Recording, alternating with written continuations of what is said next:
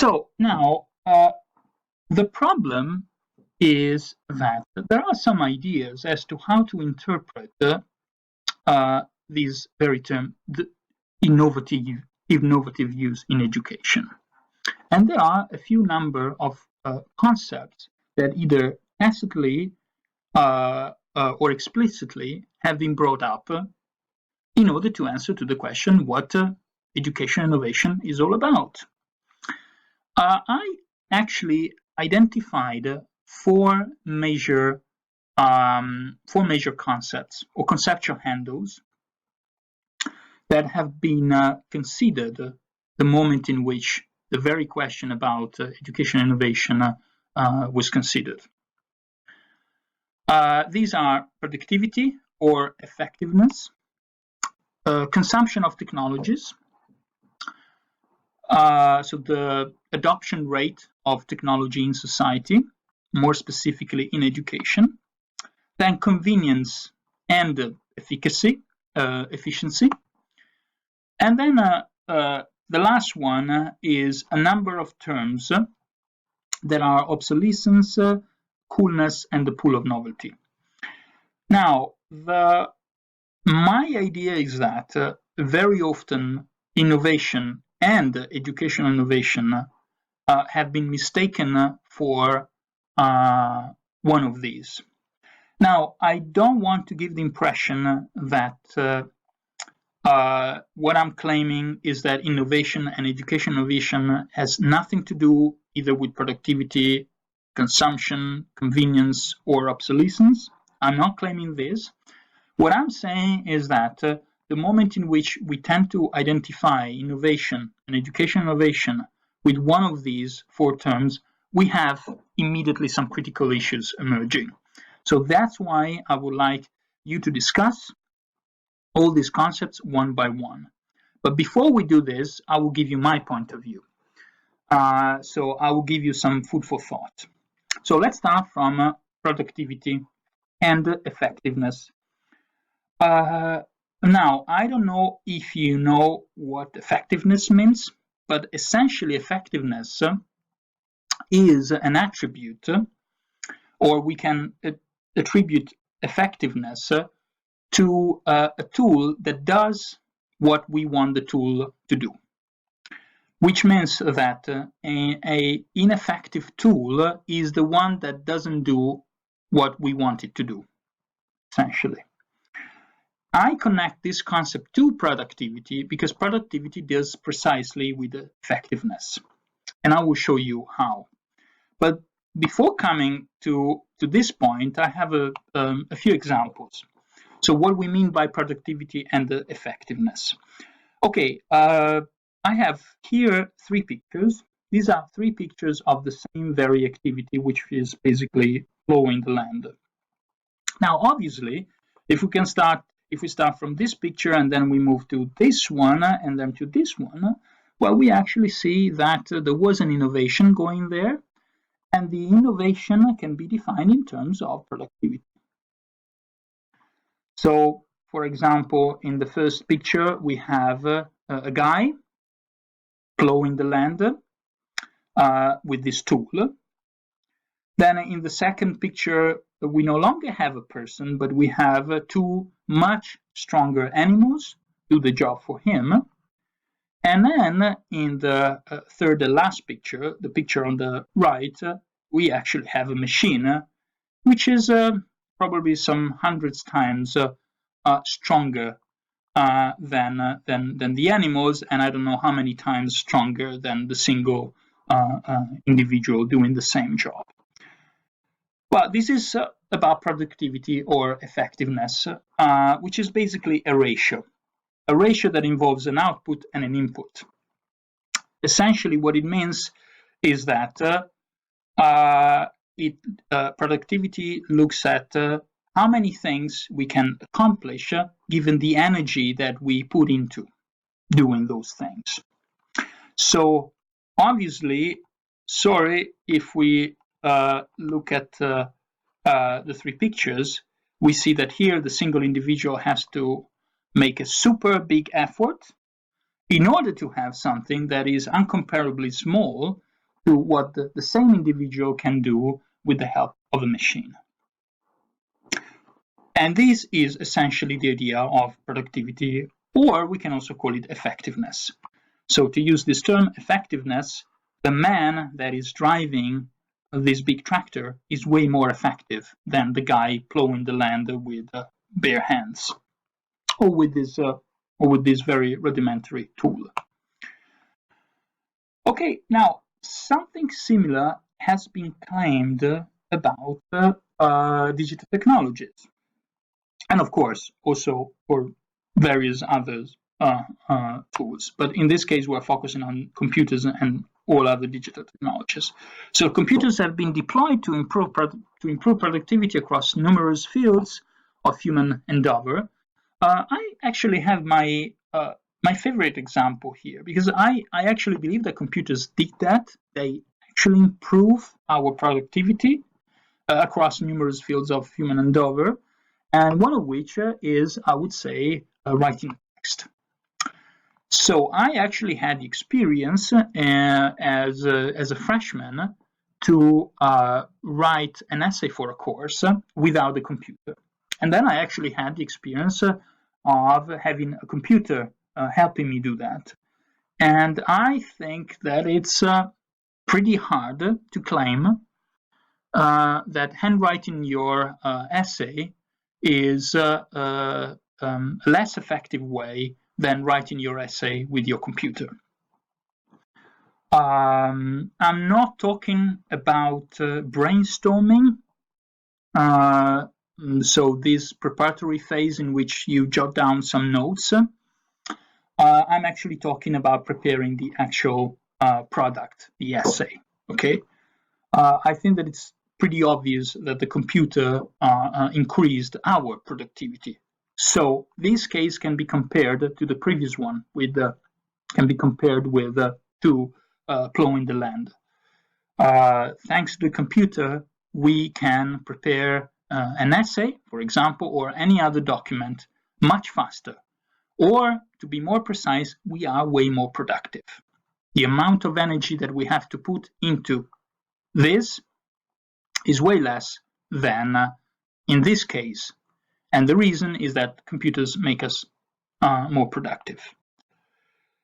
Now, there is a problem, and this is the critical issue that I would like to raise when it comes to talking about educational innovation.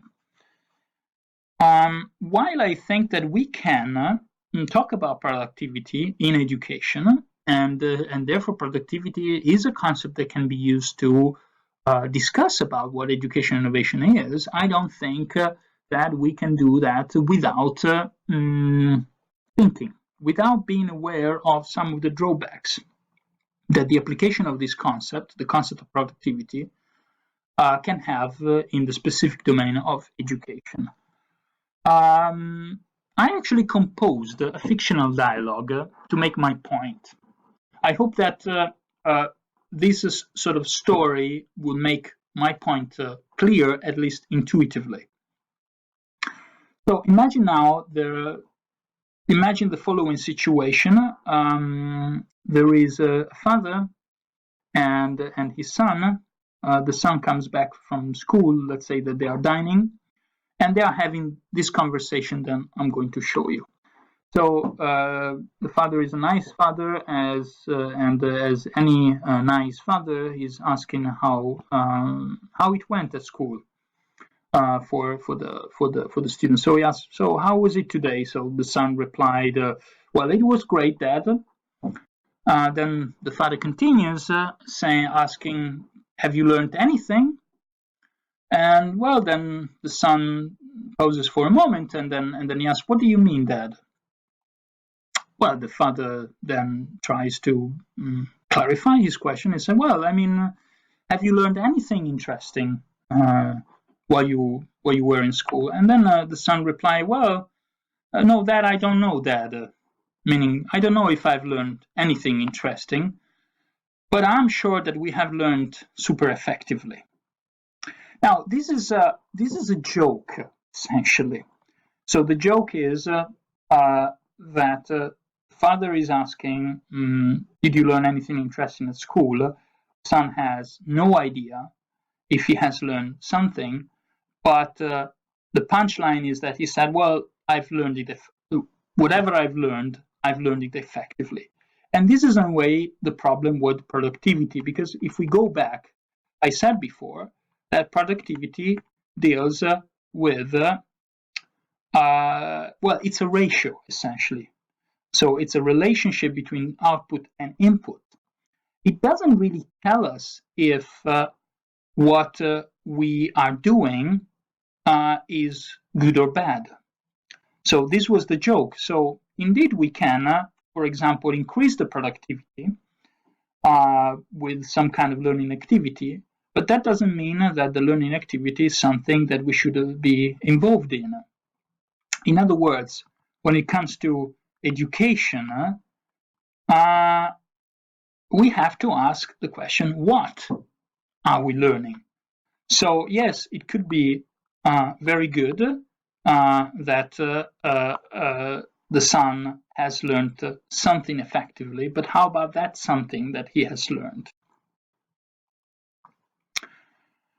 Now I have,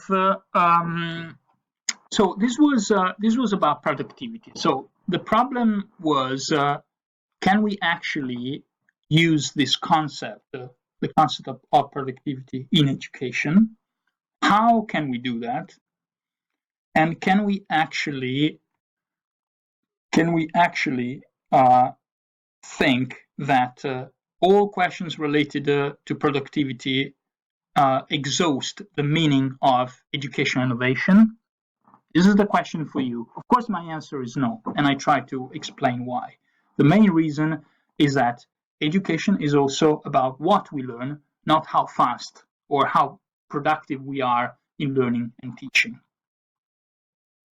Now, the next topic, the next conceptual label that I would like to use, or some kind of ambiguity that I've seen over the course of the last years, is concerning what I call consumption of digital technologies. Now, the standard, one of the narratives is that, well, it's good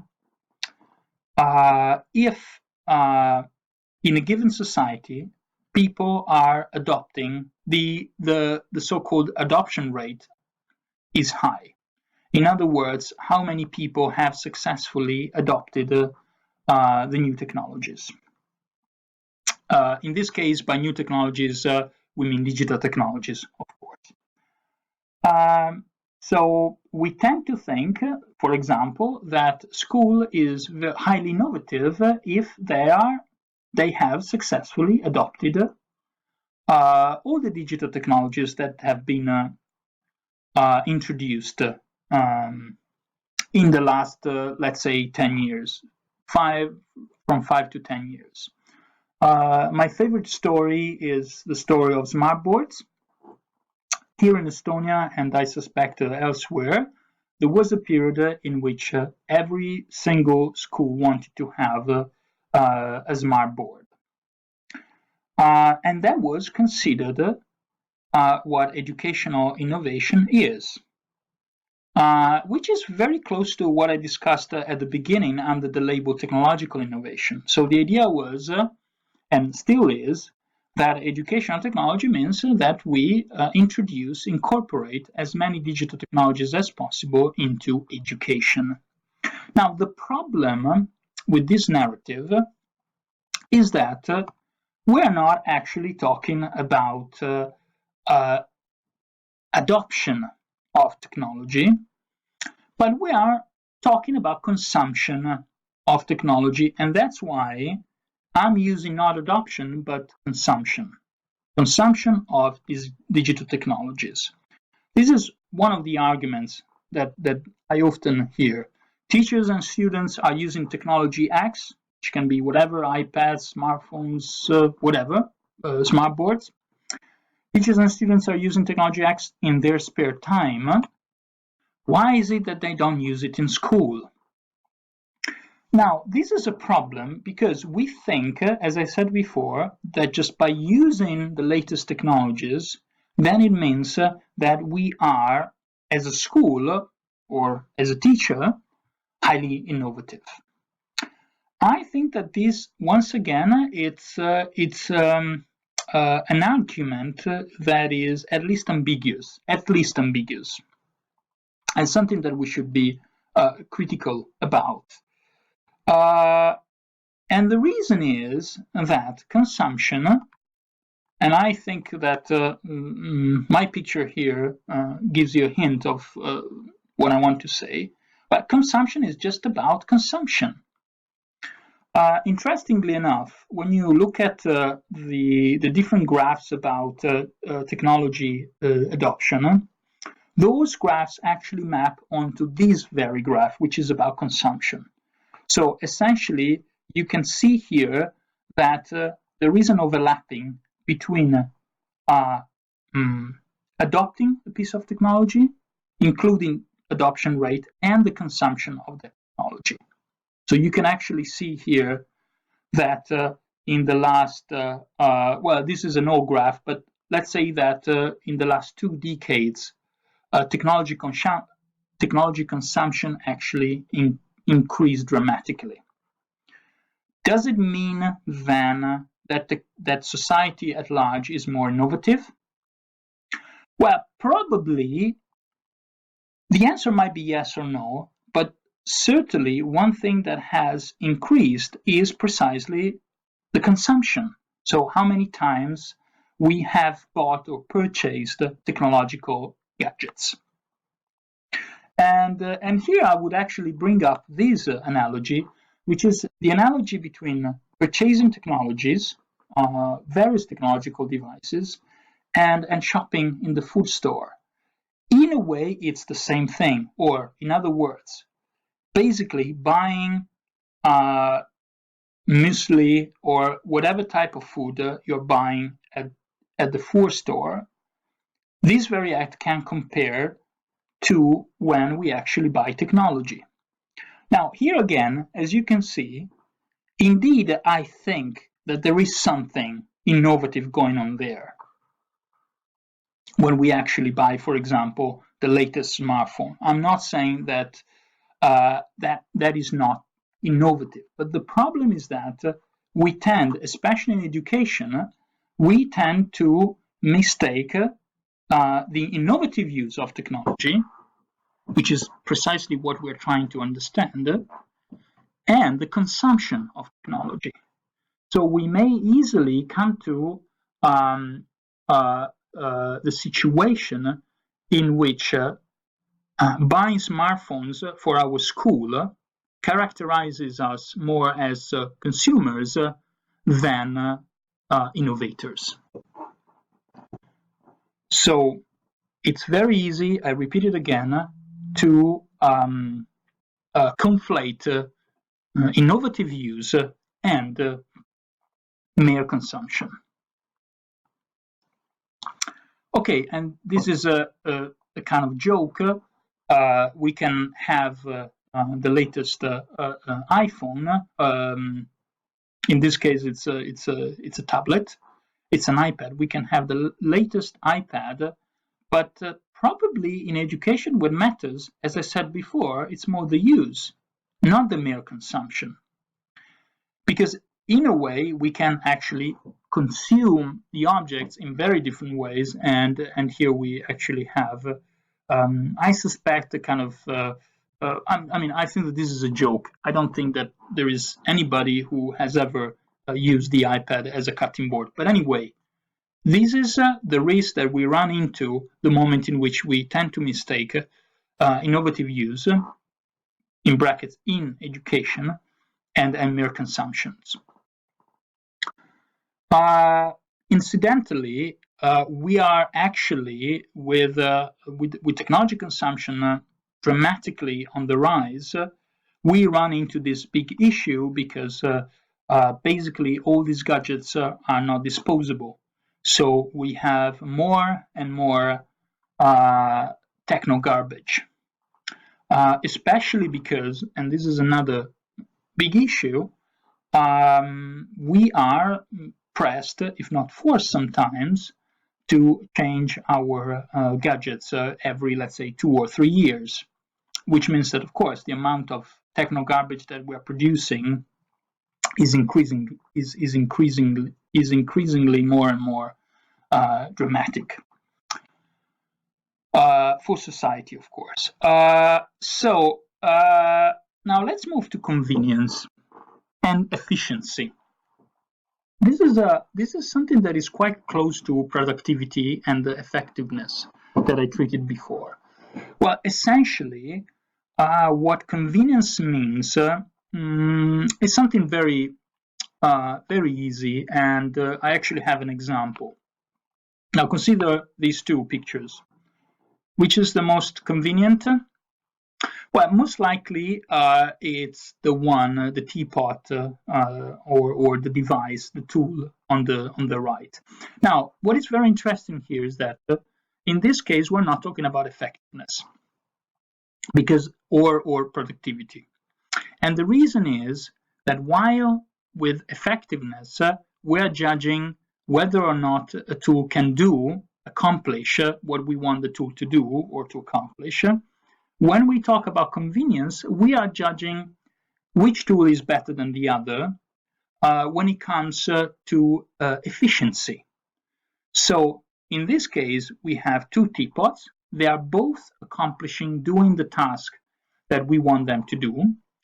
But I think that you would say, or you would agree with me, if I say that in the picture in the teapot on the right is more, let's say, efficient in pouring tea or whatever it is inside the pot. Now, in this case, the difference is, I think, very well captured by the concept of convenience. So we may say that the pot on the right, using the pot of the right, makes pouring tea or whatever it is more convenient.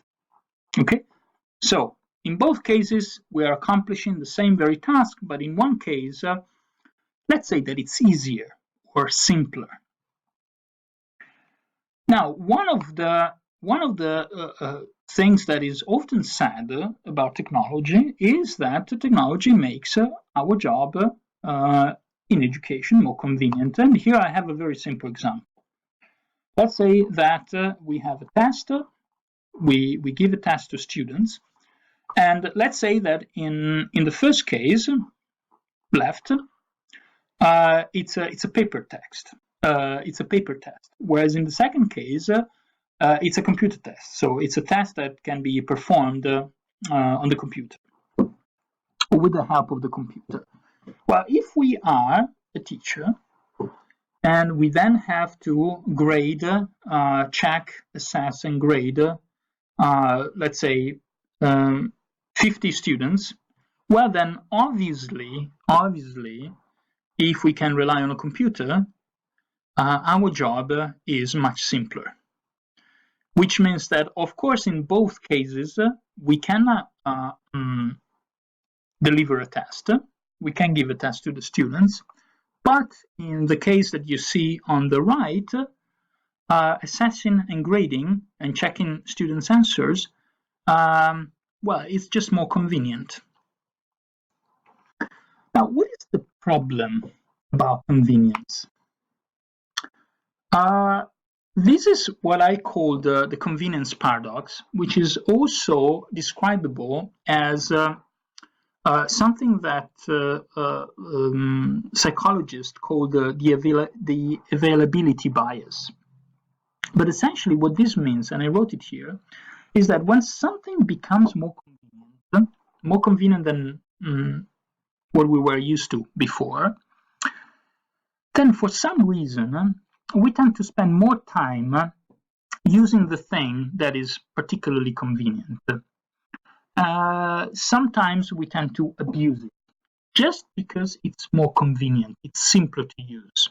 And I have now a historical example which concerns washing our clothes.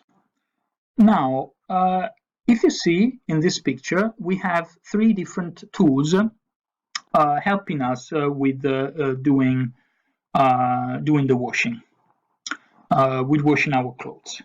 Now, I suspect that you would guess that the most convenient way to wash, and also productive in this case, to wash our clothes is, of course, to use the washing machine. Hand washing is not particularly convenient for many different reasons, I think. I don't have to explain why.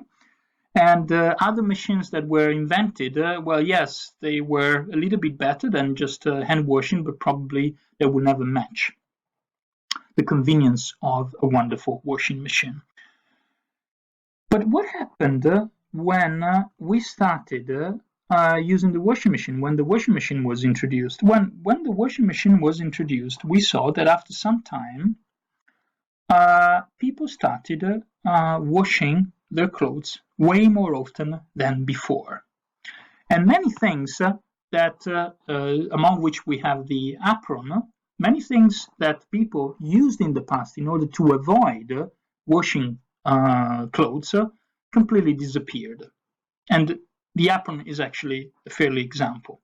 So, for example, I don't think that you're still using the apron when you're cooking, because if something happens while cooking on your clothes, you can just throw them into the washing machine, and the washing machine will do the job for you. Now, the problem, as I said before, is that it's true that it's much more convenient to use the washing machine than just hand washing your clothes.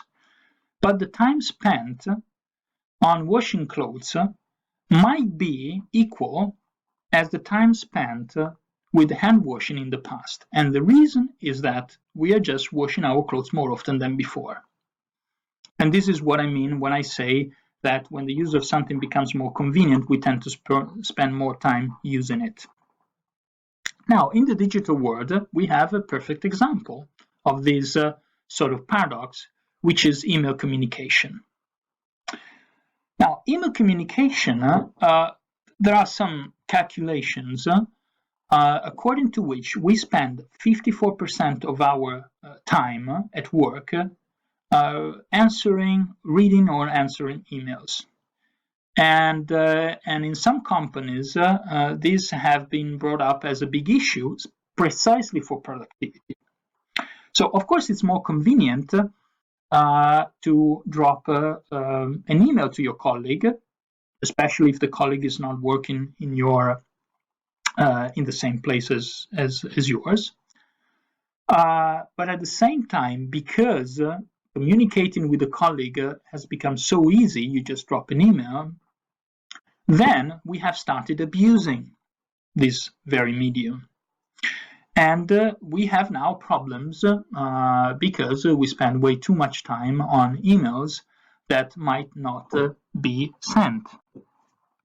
There is actually another interesting issue, which is specifically about education, which is one of my main concerns, I must say, which is about test mentality. Now, testing the students now, because of the availability of computer-based tests, has become very convenient.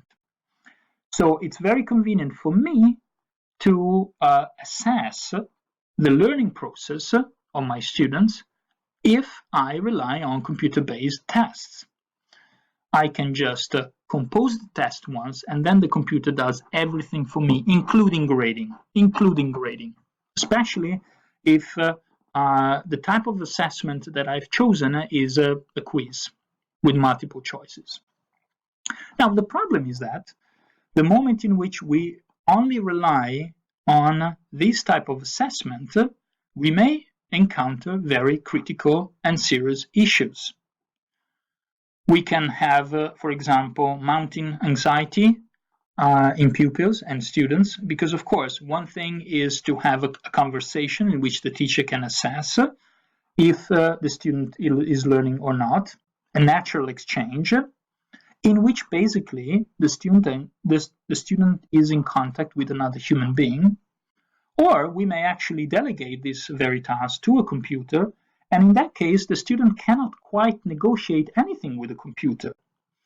And besides, answering to a multiple choice test is not the more humane activity that a person can be involved in. So you can actually see here that if we may consider something innovative as something that makes what we are already doing more convenient, there are always drawbacks.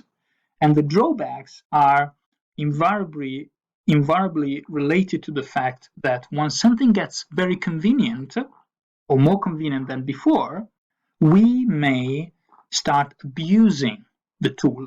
So we may start using the tool also in contexts that are not particularly meaningful, or in contexts that will then generate a number of unexpected consequences. So now we have come to the very last concept that I would like to discuss with you in relation to the very question what educational innovation is, which is a family of terms. And I use them all here. I put them all here because I think that it's useful for you to understand what I mean if I put them together. So there are three terms: obsolescence, coolness, and the pool of novelty. Here again, I will introduce a few examples, and then I will raise some issues specifically concerning education. Okay, so obsolescence, the coolness, and the pool of novelty. Okay. So, okay, this is my first example, which is not concerning just about education, but it's about computers. Okay, I must admit that I'm particularly fond of going to the computer store and just looking at these wonderful machines that are sold there. So I'm particularly prone to be affected by this that I call coolness. I actually believe that the latest technologies tend to be very cool. Okay. So when I see this laptop, which is an HP laptop, most likely sold perhaps 7-8 years ago, I don't actually feel that it's so innovative. I don't feel that it's so innovative because I don't have the feeling of coolness. But when I actually see a computer like this, a laptop like this, which is, I think it's called Yoga, and I think that it's Lenovo. It's a touchscreen based laptop. And as you can see from this image, you can flip it. You can do all sorts of things with the monitor, with the display. The first time that I saw this, I actually have this. I don't think that I have the same, but I have something similar. And the first time that I saw a tool like this, I had this experience of coolness. I thought that this was very cool. The laptop on the right. I thought that this was a very boring, rather ugly laptop. I would and I would feel that it's obsolete, basically something trash. And I would experience what I call the pool of novelty. So I would experience something novel, something new, as the touchscreen based laptop. I would experience it as something innovative, just because it's something new, something that is done in a different way than in the past. Now, what is the problem when it comes to mistaking, when we mistake educational innovation and innovation for using something that appears to be cool? Well, the problem is that we are exposed more and more to fads or hypes. I think that these is one of the cultural problems that we have in EdTech. In the forum discussion, some of you actually raised this issue, which is, of course, related to interests, big companies'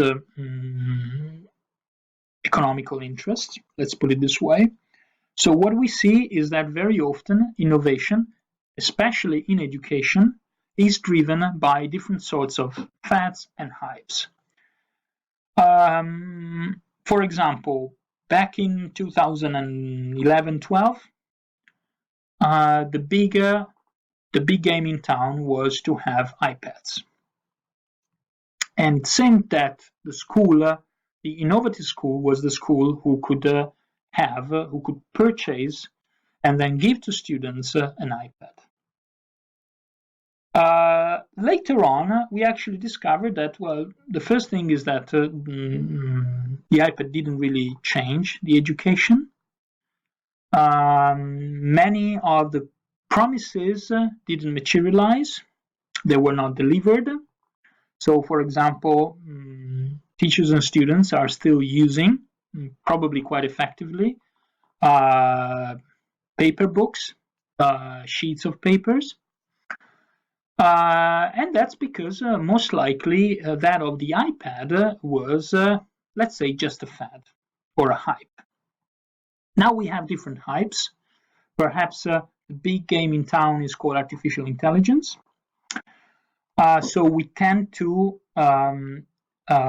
think that the innovative school is the school that is going to use or that is already using AI type of tools, either for grading, assessing students, so we go back again to convenience here. But anyway, so the main argument here is that what is innovation, education innovation overlaps with tools, using tools that are cool. There is actually an argument that is quite close to this, which I've often heard, which is about engagement. So we tend to think that we are innovative in education if we are using those tools that are very popular among students. Now, I think that there is a grain of truth in it, but here again, the risk that we run is to mistake educational innovation for a fad or a hype, or anyway, with something that is related to the pool of novelty. In education, there was, I believe, a big hype.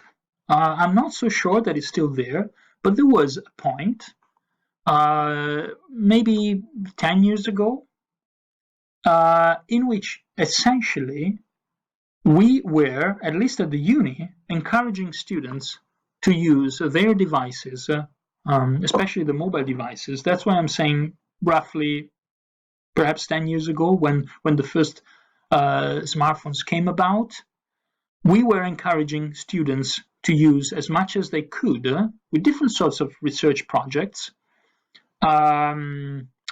applications on their smartphone to take notes.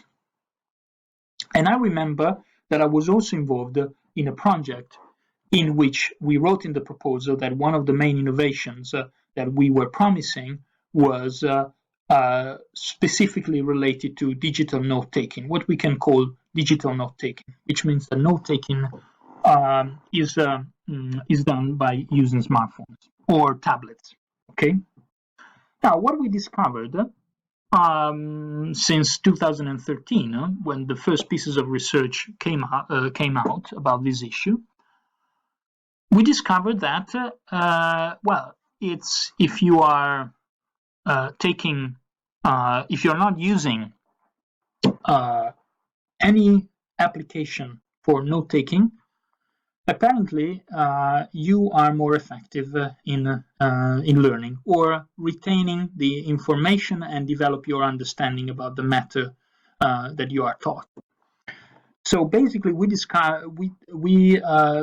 discovered that handwriting is way better than taking notes either with your laptop or your tablet.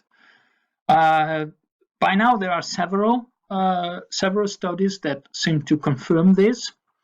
And to cut the story short, is that handwriting involves different kinds of muscles, and that is supposed to help retaining in our memory both information and the understanding that has been created in our brain. Now, I don't want to get back into this, but this is just an example how sometimes we are attracted by we see that we consider a tool very cool, and then we think that it's innovative, but then in practice we see that there are problems. There are problems because sometimes the old way of doing things is actually better than the new one. It's just that we're not affected or we're not biased by this pool of novelty that I mentioned before. Okay, this is a video that I wanted to show about Plickers. Maybe I can just share the video on the forum and then you can see, but it's basically another example. The last thing that I want to say about this specific issue, which is about obsolescence, about mistaking innovation and education innovation for obsolescence, for coolness and the pool of novelty. The last example is about Kahoot. Okay, Kahoot is something that I saw mentioned in almost any teacher training courses, probably in the world, certainly in Estonia. Now, Kahoot, I think that you might be aware of it. Is basically an application that can run on your computer or your smartphone, with which you can create quizzes for students. So you have the chance to have multiple questions with multiple choices. And then you can monitor the situation in real time. Now, what I was told by a teacher was that she has recently stopped using Kahoot after a few years because students are utterly bored by Kahoot. Her students are actually high school students, so things might be different from those who are a little bit younger than that. But essentially, she said that she decided to stop, or not to stop. Actually, what she said to me was that she decided to use Kahoot much less frequently because she saw that students got used to it, and therefore the coolness effect or the pool of novelty was no longer driving their attention. They were no longer attracting their attention. Quite the opposite. They perceived Kahoot as old-fashioned. Now, this is interesting because we see this phenomenon specifically in the fashion industry.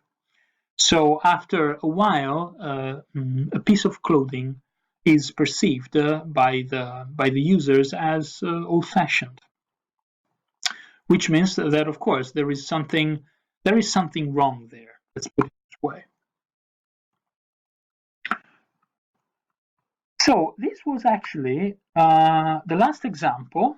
I think. Let me see. Yes, the last example concerning a few terminological ambiguities when it comes to innovation, and I want to briefly summarize them. So we talked about productivity and effectiveness. Certainly, innovation and education innovation is about making things more productive, making learning and teaching more productive, especially, I would say, the management side of teaching and learning. Then we discussed about the sort of ambiguity that there is in between adopting a piece of technology and consuming a piece of technology. Adoption is usually considered a sign that society has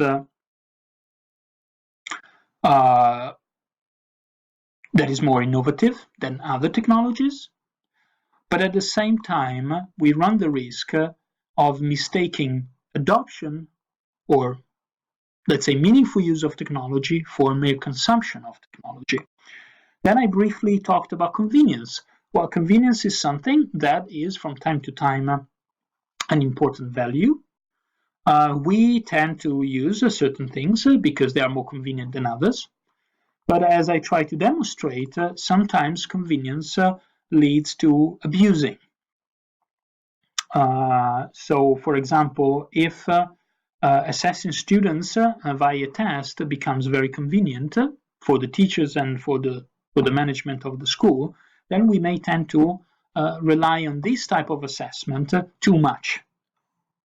And this may create the problems that I briefly discussed. And then the last point was about obsolescence or coolness and the pull of novelty, that we tend to mistake something that is cool for something that is truly innovative, especially in the domain of education.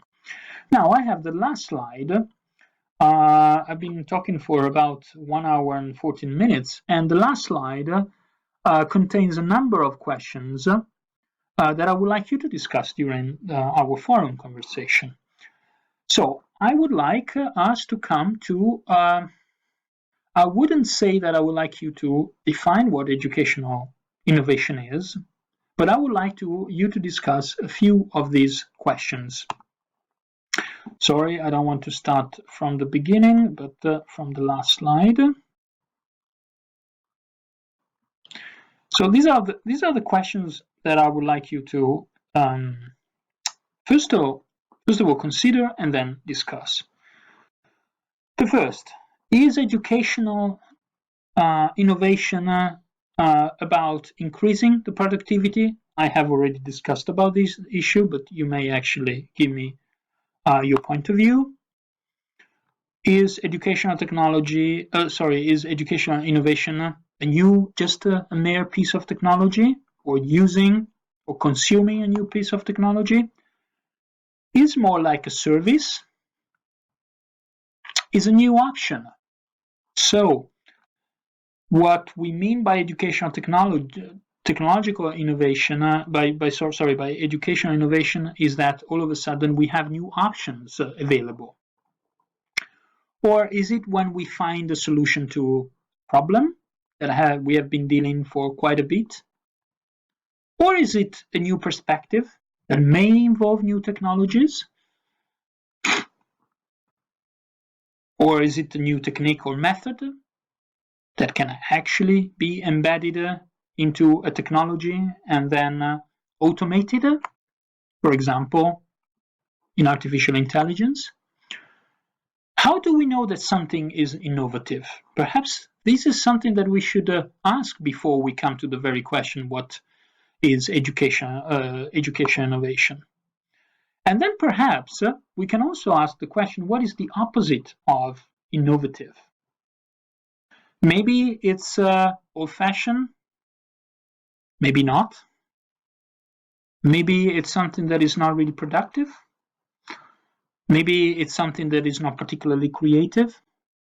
What would you say is the opposite of innovative when it comes to education, of course? Okay, this was the last slide that I wanted